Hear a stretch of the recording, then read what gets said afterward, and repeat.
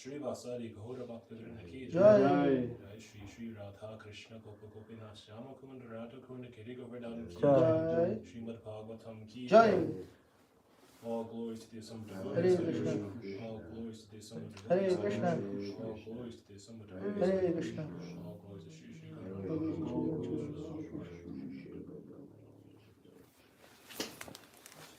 Om Namo Bhagavate Vasudevaya. Om Namo Bhagavate Vasudevaya. Om Namo Bhagavate Vasudevaya. Om Namo Bhagavate Vasudevaya.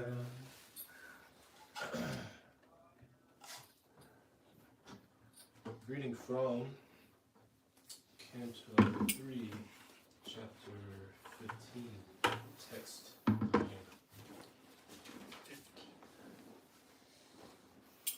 Just do, you can recite it. Saha tvam vidhatsva cham bhūman tamasā lupta-karmaṇām adabhra-dayayā dṛṣṭyā āpannān arhasi īkṣitum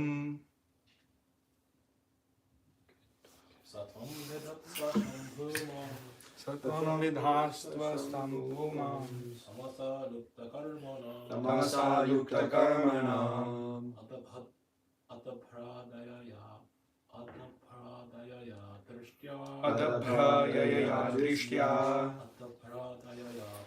adabhra-dayayā dṛṣṭyā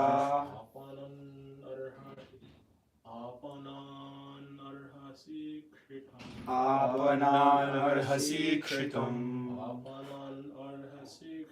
āpannān arhasīkṣitum tvam vidhatsva bhūmaṁs tamasā lupta-karmaṇām adabhra-dayayā dṛṣṭyā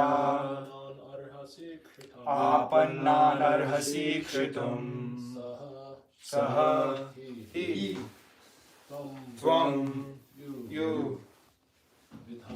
vidhatsva perform sham good fortune bhūman, O great Lord, tamasā by the darkness, lupta, been suspended. Have been suspended.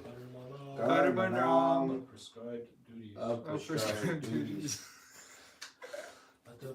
Adabhra. Magnanimous. Magnanimous. Without reservation. Without reservation.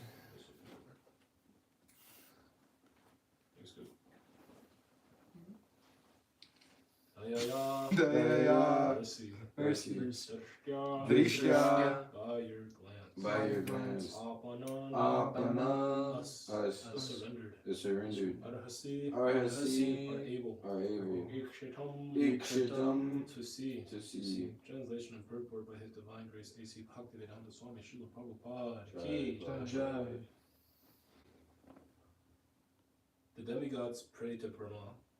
Please look upon us mercifully, for we have fallen into a miserable condition. Because of the darkness, all of our work has been suspended.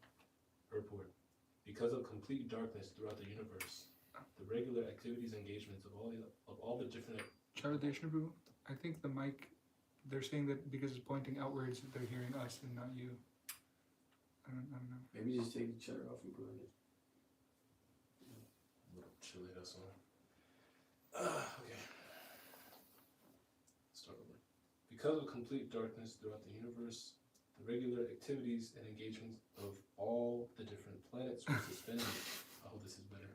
In the north and south poles of this planet, there are sometimes no divisions of day and night. Similarly, when the sunlight does not approach the different planets within the universe, there is no distinction between day and night. I'm going to also cover text 10 and 11, so I'll go to the Sanskrit and translation of the Esha devate tirghar, Esha devate tirgharbha, Oda kashyapa arpitam, dṛṣṭyā sarva arhasīkṣitum.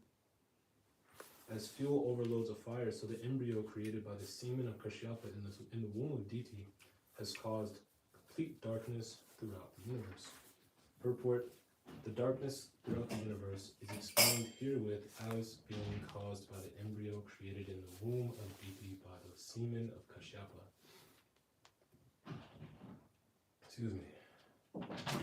Text 11. Maitreyo vacha saprahasya mahabhaho bhagavan shabdagocharaha pratyachashtatma bhagardevan harinandruchiraya gira. Sri Maitreya said, thus Lord Brahmā, who is understood by transcendental vibration, tried to satisfy the demigods who were pleased by their words of prayer. Purport. Brahmā could understand the misdeeds of Diti, and therefore he smiled at the whole situation. He replied to the demigods present there in words they could understand. Om Jnana Timirandasya Jnanandjana Shalakya Chakshura-militam Jena Tasmai Shri Gurave Namaha Shri Chaitanya Manobhishtam Stapitam Jena Bhutale Swayam Rupa Karamahyam Darati Shvakitantikam Vandeham Shri Guru Shri Tathvara Kamalam Shri Guru Vaishnavam Shri Rupam Sagrajatam Sahagana Raganatam Vitam Tam Zajivam Sarvitam Sabatutam Parijana Sahitam Krishna Chaitanya Devam Shri Radha Krishna Padan Sahagana Lalita Shri Vishnu Hey Krishna Karuna Sindhu Tena Kundu Chikatpati Gopisha Gopika Kantara Krishna Namaspati Tapta Kanchana Gaurangi Radhe Varnavaneshwari Varsha Bhanu Sutta Devi Pranamami Hari Priye Vancha Kalpataru Vyascha Kripa Sindhu Vyeva Chapati Tanam Pavani Pyo Vaishnave Pyo Namo Namaha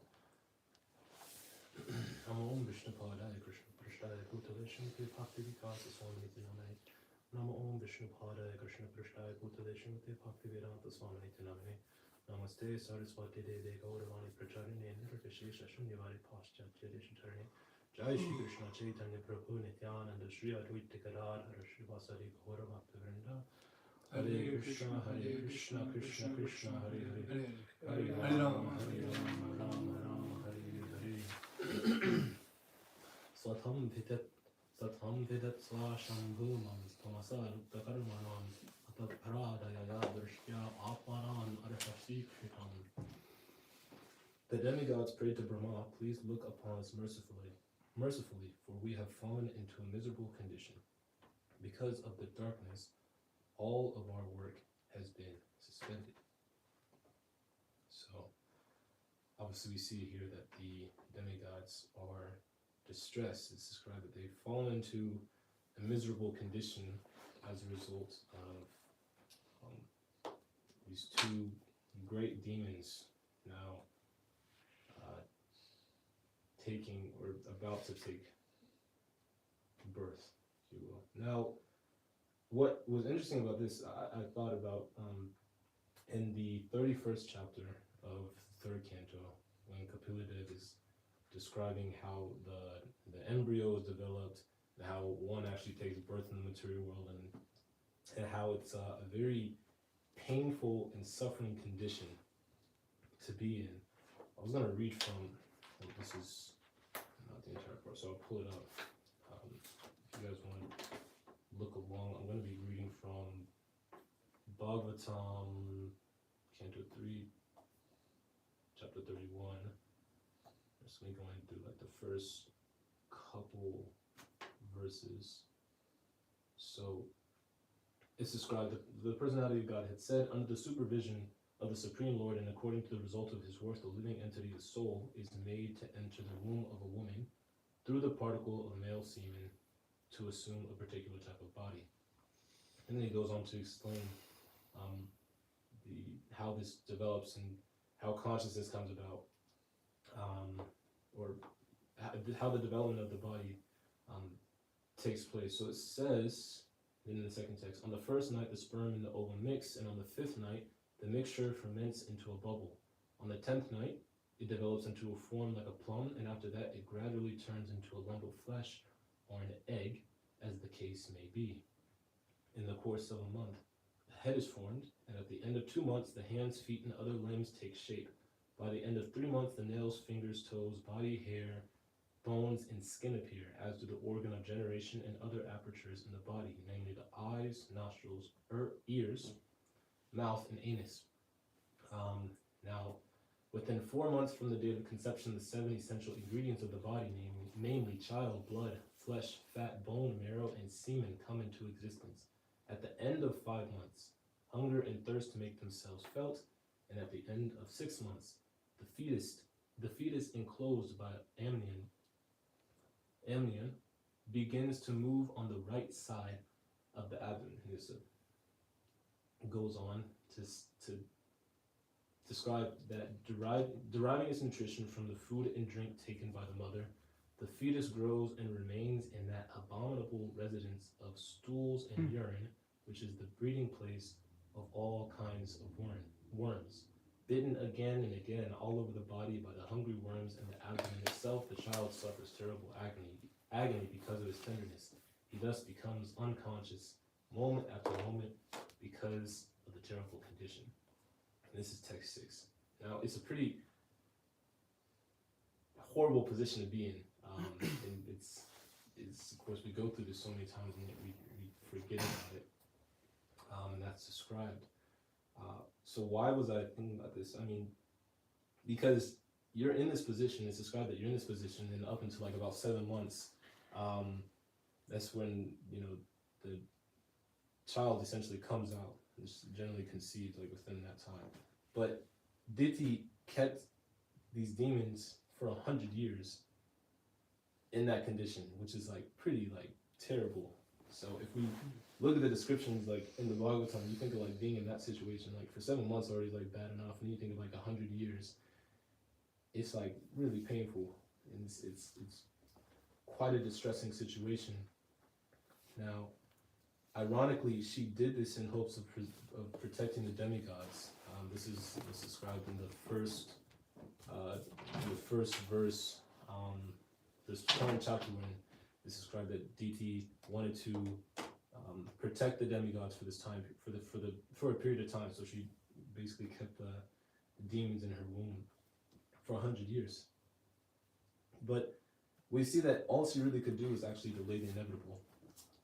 And while she's doing that, we understand that by practice of austerity, one actually gains power. It seems like, and I don't want to speculate here, but the fact that they're able to withstand such a terrible position for that like number of years, I don't think it would be far out to think that even within the womb, of course it's not like they necessarily chose to practice practice austerity, so to speak, because the condition is forced upon the living entity in that state. But to have withstood that for some number of years, like even before they come out, they're practicing austerity. And we see so many times that when people practice austerities, the universe will get upset and the demigods become disturbed. Just like we're seeing in this description here, where the demigods are complaining that we've fallen to a miserable condition because of the darkness. All of our work has been suspended. Now, there's a couple similar cases where we see people practicing austerities and the demigods have some disturbance from that. We have Dhruva Maharaj, who, of course, he's devotee, doesn't fall in the category of a demon,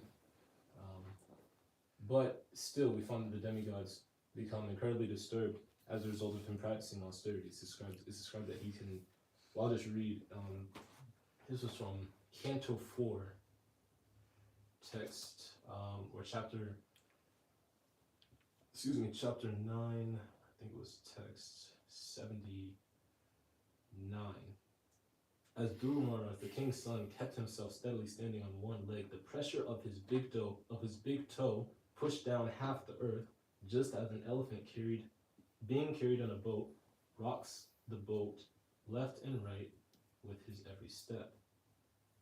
It later says in this following text, when Dhruva Maharaj became practically one in heaviness with Lord Vishnu, the total consciousness, due to his fully concentrating and closing all the holes of his body, the total universal breathing became choked up, and all the great demigods and all the planetary systems felt suffocated and thus took shelter of the Supreme Personality of Godhead. So in this case, they didn't even go to Brahmā, they went straight to Lord Vishnu. The demigods said, Lord, dear Lord, you are the refuge of all moving and non-moving living entities.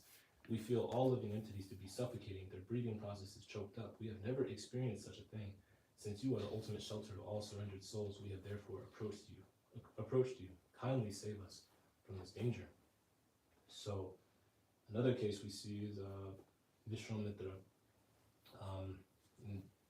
He's executing austerities, and then I believe in this case it was Menaka who gets sent to distract him. She's sent by Lord Indra because he has this fear that his post will be taken, occupied. So again, we see that this practice of austerities, it can give one great power, even though it's coming from going through so much pain in a sometimes lamentable position, but this distressing situation. Essentially, it can give one great power, great benefit. And there's a lot of we can look at like in our own experience, or at least in so many different examples in life of people going through great pains, and they deem it worth it. Maybe not based on maybe not because the pain itself is pleasurable. Like there's some people who like they grind for whatever, material aspiration that they might have, whether they're like an athlete or, as Vishnu Chittaguru was describing, people who want to be wealthy. They like the idea of accumulating wealth, reinvesting their assets and seeing it grow this way, that way, putting it here, seeing it grow there, and then double and triple. My account's bigger than this person is bigger than it was last quarter. All this stuff, they just like get completely totally engrossed in it. So there's some pleasure that's there, and then we see a lot of people taking pleasure. Taking on great austerities, that the pleasure doesn't necessarily lie so much in the activity itself, but more on the result that they're expecting to get. And one pretty apt example we can think of is, especially just based on this text, is begetting children. Like it's described in Bhagavatam that because of this pleasure coating substance that's on the body, I didn't find this exact reference. I think it's described earlier in this canto, if not previous canto. But because that pleasure that people get from engaging in sex, they understand the byproduct of sex, which is children, but they still go through it.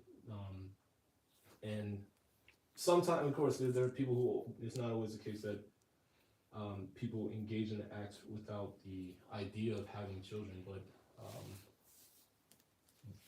the act itself of like conceiving a child and bringing a child into the world is like pretty painful. Like, and women will still go through that great pain because that natural inclination, of course, is there because they want to have children.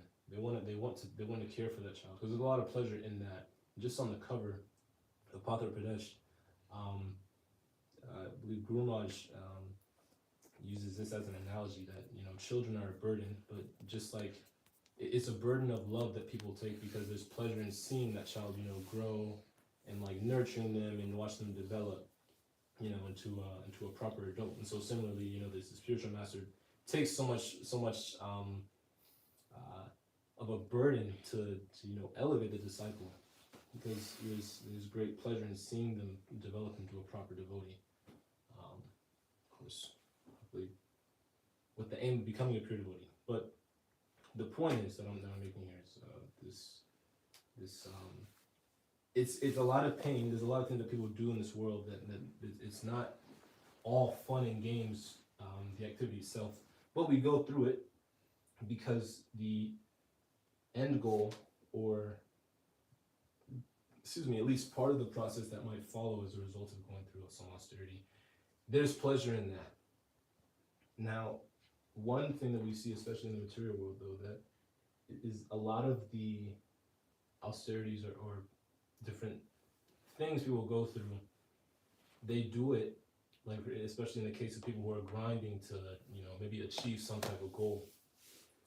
It's predicated on the assumption that it's often predicated on the assumption that they're going to be successful, or that success is guaranteed. Maybe because they're following somebody who's telling them that I've done it, you can do it too, or this person did it, why can't I do it? I'm following the same process.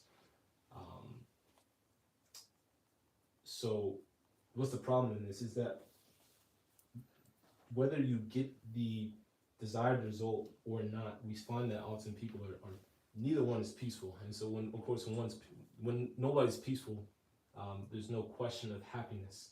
You see the people who don't maybe get the result that they're aiming for, either they continue to toil, uselessly in pursuit of something that they might just not have the karma to get, or maybe they, fully fall into this depression and lament at how much effort they put towards something that they were never able to achieve. Maybe as a result of that, they start to hate other people who achieve what they wanted. Or you see people who do get that desired result, and they're also still not peaceful. And because they're not peaceful, they're not satisfied because everything in the material world is temporary. There's that need to push for more. You have to have more. We have to have more. It's like Vishnu Chitru was describing. He said this quote, like he said, this Rockefeller: "How much money is enough? Just a little bit more." You always have to keep on. You have to keep on pushing. You have to beat out the next person and be better than the next individual, next man, next upcoming person, whoever, whatever. And this lust just increases, and it's never actually satiated by material activities, because again, the whole nature of material activities is that it's temporary. So therefore, the pleasure that you get from doing them is also temporary. We see that Hiranyakashipu was so lusty that he wanted to occupy the post of Lord Brahmā, even though he executed austerities and got these benedictions in pursuit of becoming immortal. And these are I didn't read this past time, but to my understanding, these were benedictions that were given by Lord Brahmā himself. But then he wants to occupy even his post, because it's never enough. And that's the whole nature of the material world. This enjoying mentality, when it's not checked, it just can run rampant up to the point where one can even want to occupy that post of Lord Brahmā. Which, when you consider that, I mean, Prabhupada said we all came to the material world. We were all at one point in that position. It's like you want to work yourself all the way back up there, but even that's not a permanent state. You're gonna have to sink back down anyways. So it's completely and totally useless. But if you go to, I'm gonna pull this up too. This is Gita Bhagavad Gita, chapter 17, text 19. This is chapter describing the divisions of faith. And also how everything can be categorized under the three modes of material nature, good, compassion, ignorance. Austerities as well. This is text 19. Vidhatsva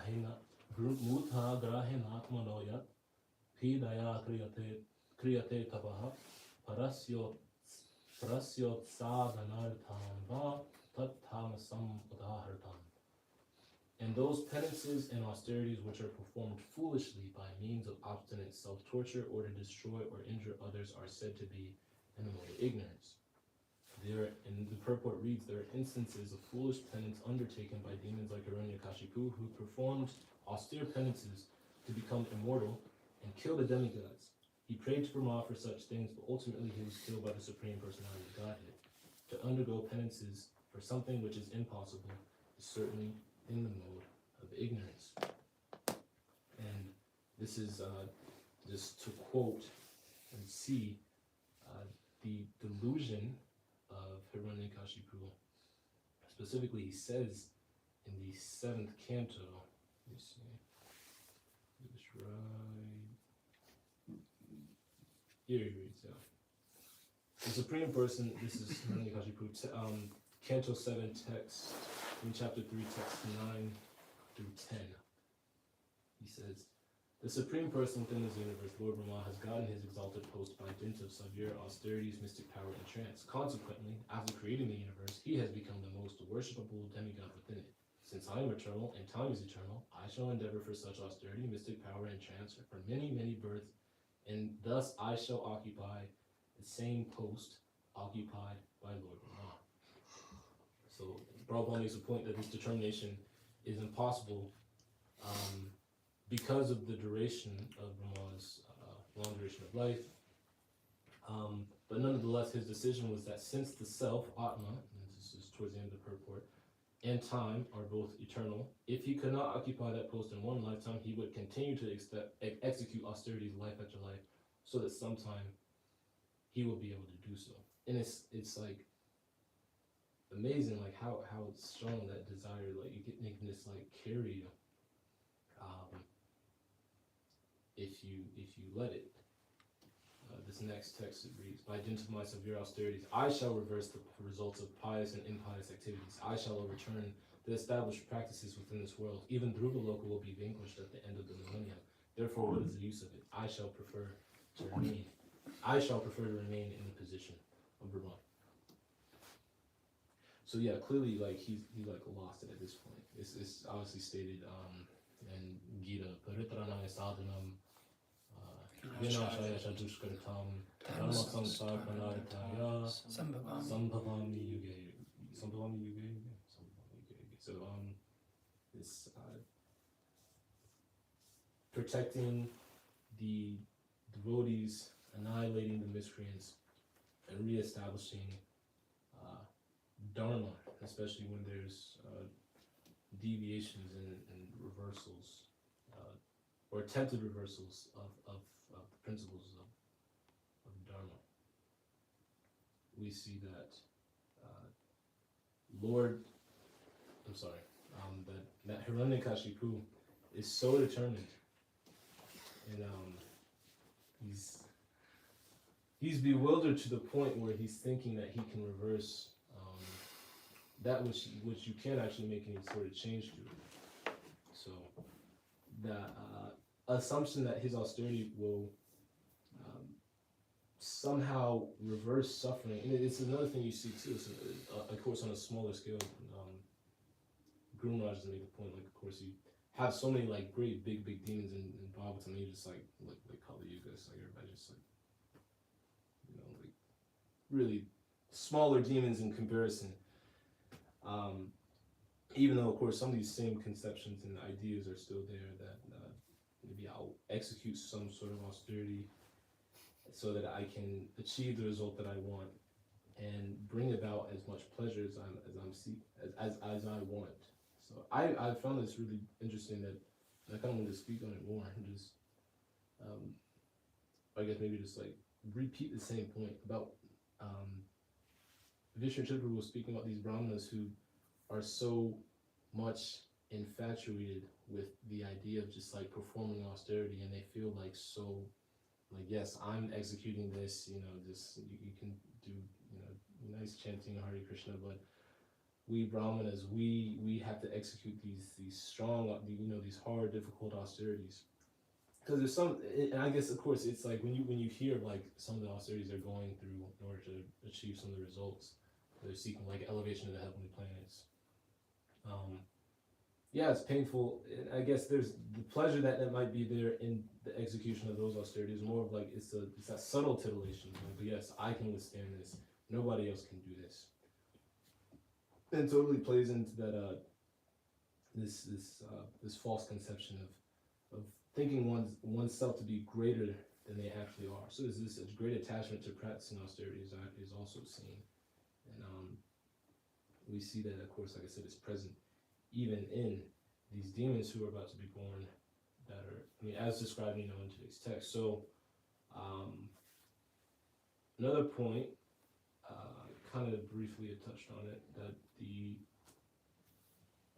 Diti knew these demons were going to be born, even though she knows she feels some sort of happiness that, okay, my sons will be killed by the Supreme Personality of the Godhead, but the demigods are going to be disturbed by my demoniac sons. So let me at least try to delay their suffering by 100 years, which is like, okay, well, that obviously isn't going to do much of anything. This kind of goes to show, like, you can't change this. It's useless. It's pointless. We see it's on par with thinking that by my own effort I'm going to delay the inevitable, which is already going to come. She can't protect the demigods. She just can't.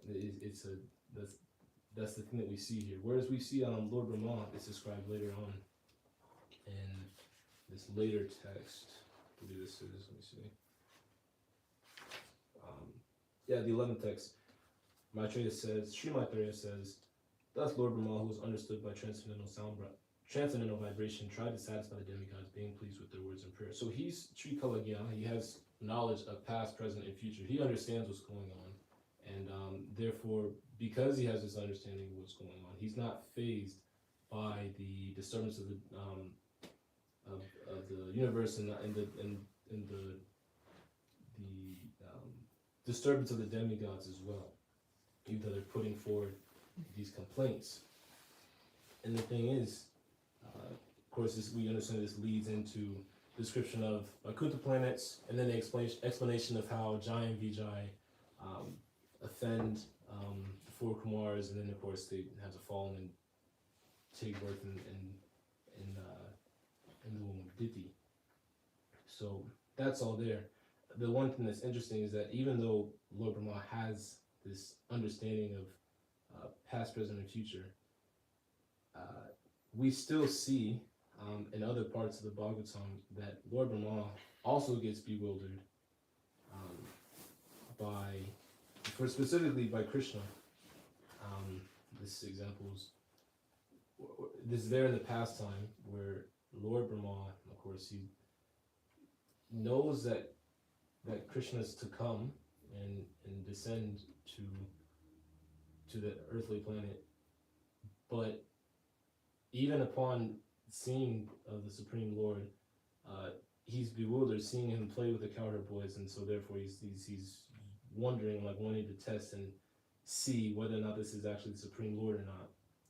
And we see him get bewildered. It's like even though you know Krishna's coming and he's there before you, it's still that he should know, because again, like I said, he has knowledge of the future, but still we see that he's also bewildered by this. So it's an interesting contrast where we see he's not bewildered in the case of the appearance of these two great demons, but of course, who can best the Supreme Lord? Even his past sons are quite bewildering. You see that he's not even Lord Brahmā is not even able to conceive of the fact that Krishna is playing in the forest with his boyfriend, his coward boyfriend, running and doing so many activities that might just externally seem frivolous, but truly show. This is the points that was especially made throughout those dṛṣṭyā lectures, a series of those through which Guru Maharaj gives this exhibition of God's godness, I believe is how Guru Maharaj phrases it, which is quite interesting because to other people externally it is a bewildering thing. It just looks like boys just running around in a forest. So, anyways, that was a kind of a side point. I wanted to bring up those interesting in relation to Lord Brahmā, because he's specifically in a position where he's meant to be pacifying the demigods who are bewildered in this situation. But we also see that even though he's the most intelligent person in the universe, he also similarly gets bewildered and also has to take shelter of the Supreme Lord. So that is all I prepared. I believe it's about 7:30, close to. So I'm going to go ahead and open up for questions, comments, corrections, chastisements, if there are any. Nope. Nobody? Get the mic. Just get This up there. Doesn't work. Then I think It's just coming through the phone. DJI is going out of business. So Really? it says accessory and not supported. Accessory on that? Not supported. Not supported. Accessory manifests. Okay, so It says that on your phone now, right? I guess it's It's been saying that for since like years. for years it's been saying that? Yeah, but it's not true. It actually works usually. But anyway. You have something? No, I was sure. No. No? Nobody? I wish I had some news. You wish you had something to say? Yeah. Oh, And this could I wish. wish that- And ask Santa Claus. Put your wishes to Santa Claus. We'll put it in a socks and they can fulfill Can it. I put my wish in? Yeah. you have a comment? You have a comment? No. I just have a wish. He wants to go to sleep. Srimad Bhagavatam ki Bhagavad Gita. Um,